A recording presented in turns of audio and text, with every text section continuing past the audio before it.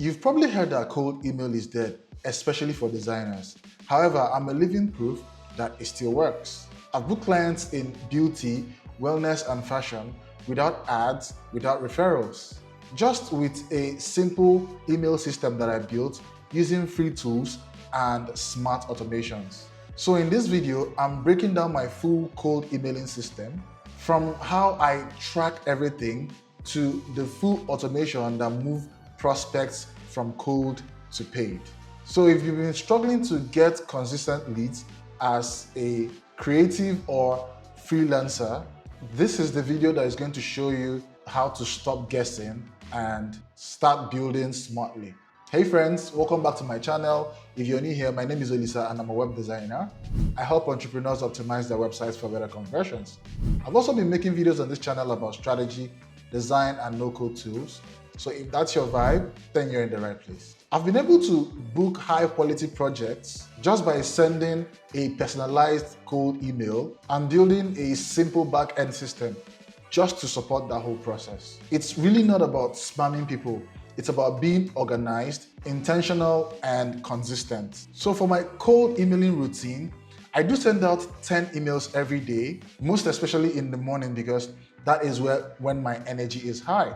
So I sort of do the most important task of my own process, especially in the morning. And that allows me to properly focus on personalization. And it's important to understand that consistency matters much more than scaling. So how do I research and how do I prospect? Now, I've talked about this in previous videos about how I find clients on Instagram.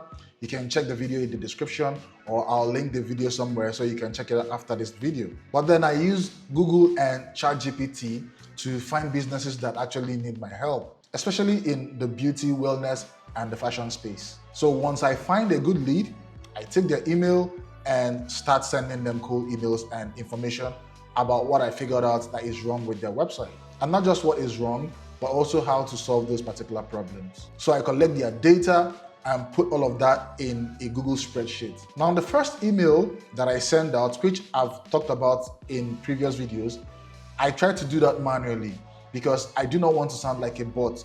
And it's very important for me to sound human and personalize whatever message that I'm sending out to those prospects. And all of that is centered around the issues that I figured out after auditing their websites. Now, after the first email, sometimes you might not get replies immediately. Sometimes most people, depending on the space or time they are within their journey or in their business, they might need a lot more conversation going on for them to be able to move from lead to paid. Now, this is my Klayvio, and you can see from this that there's a lot of emails that I do have here that is being spread out and sent depending on where a particular person is in the journey. And again, these things are automated in such a way that people get certain emails where they've done or performed certain actions. Maybe they've read the first email, like for example, maybe they've read this particular email and then they didn't check back or they didn't reply. And some people who have also probably replied to the first email that was being sent manually, they've replied. Again, automations. When they find themselves, when they get into the list in Klayvio, then Klayvio sort of like, I use automations to separate them and condition splits as well. And that enables me to send multiple emails depending on where they are on the journey. And if I send the second email, again, what happens to the first email? If the person does not engage or reply, or maybe the reply is not positive, or maybe they still need time to some sort of like, make a condition, or they still need time to, to consider whatever it is that we are talking about at that particular point in time, then they'll still get further emails like the third email. And the content of these emails are quite different. Some of the emails where I'm doing some sort of like promotions, some I'm talking about past clients that I've had and how those changes that we implemented worked on those clients' websites. And it's important for them to also understand this. And also it sort of like puts you and shows that you're not just a bot, that you've worked with people, you've preferred solutions, and these are the results of those solutions. So this is more or less like my email tree using Klayvio, and it goes all the way down to, it has a lot of emails. However, it's all in a 3-sequence email. So regardless of all the emails that they will get, it's all in a sequence. So if they fall at a particular level and they get to act, then they stop getting those emails. If they don't, they move to the next level until they get to the final point.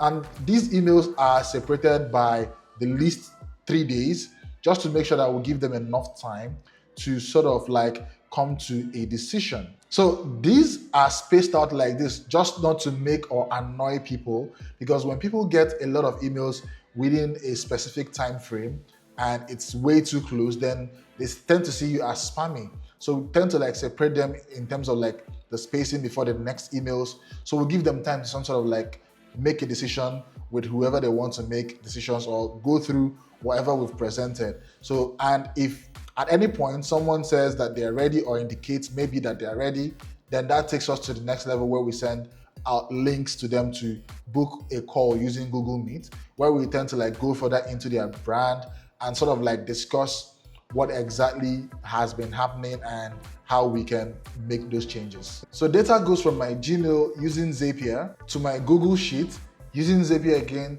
to my Klayvio and further to my email list where they get to start receiving those emails. And basically this is how my Zapier automation looks like. So this is my Zapier dashboard, and if I open some of my zaps, and some of them I've turned it off. So this sort of like moves from my Gmail when I send the email to my Gmail. Now I set it up in such a way that Zapier recognizes a particular word or particular words that when it's being added to the email subject, Zapier can automatically zap email ID, that's the Gmail account and the first name as well, and then it puts it to the spreadsheet, to the Google spreadsheet. And then from the Google spreadsheet again, it zaps it as well and puts it into my Klayvio. And this is the particular automation that zaps it from my Google spreadsheet to my Klayvio. So automatically, once it puts in an information in the Google Sheet, and then again, this particular zap starts running, and then it zaps it to create a profile in my email list. Now I track all of this inside Klayvio, like I mentioned earlier. I track everything, the responses, the opens, the spams and everything. I track everything inside Klayvio.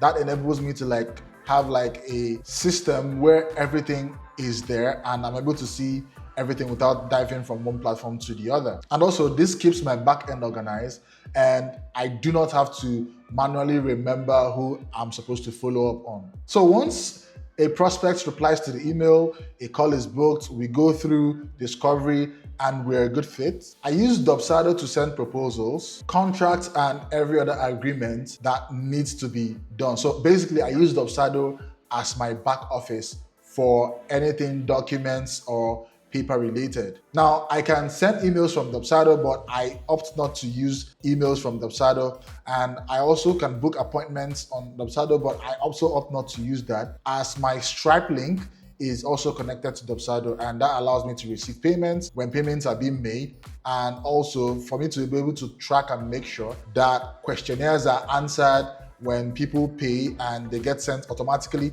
a questionnaire that is they're going to fill, and that gives me an idea of also other things that, apart from things that we discussed during the discovery call, that we're also going to work on for that particular project. So when it comes to Dubsado, it's just basically to sign contracts, send out invoices, and fill questionnaires. Now Dubsado can do every other thing like emails and the other stuff, but I choose not to use Dubsado to do that. So from the moment someone replies to the first email, it could take anywhere from 3 days to 2 weeks just to close a particular client. It really depends on where they are in their buyer journey. So some people are ready to make those changes immediately. Other people need time to fully understand the capabilities of those changes that they need to make, or those things that are wrong with the website, how it's actually hurting their sales, or how it's actually hurting their processes. So they need time to fully understand that, because again, it's an investment that they're going to make into their business. So they need to sort of like take time and make sure that they are moving towards the right direction. And during the discovery call, I qualify them further to see if we're a great fit. Most clients or most prospects might not really be a great fit, regardless of the fact that they are in the same niche that I'm focusing on. It could be that our goals do not align, and that's okay. I try to prefer solutions that actually fits their business and the problems that are currently having. And if money is a problem for them in terms of like they are trying to like see, okay, maybe the fee is a little bit too high, I try to answer the questions before they even have that at the back of their mind. And I try to give them payment plans. However, I don't do discounts. Now, one time I had a client that was very skeptical about the amount.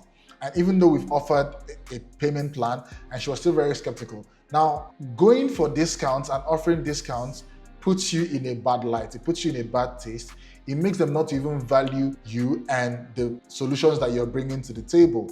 So what happens is that whenever I find myself in those situations, I just close it out there and let it be. Now, that doesn't mean that I'm not going to reach back out to the client in the future. So what I normally do is that I give them a month to sort of like, just let everything like die down. And I come back with another email saying that I'm doing a discount on my services, but don't use the word discount. Call it like a limited time promotion that we're running on some of our services, and they can take advantage of that. Now, if you ever wonder how freelancers land clients without ads or referrals, this is exactly the system that they build. So now you've seen how I run my cold email funnel week after week, from manual sends to automated follow-ups and tools that turn prospects into paid web design clients. And this is just one part of the system.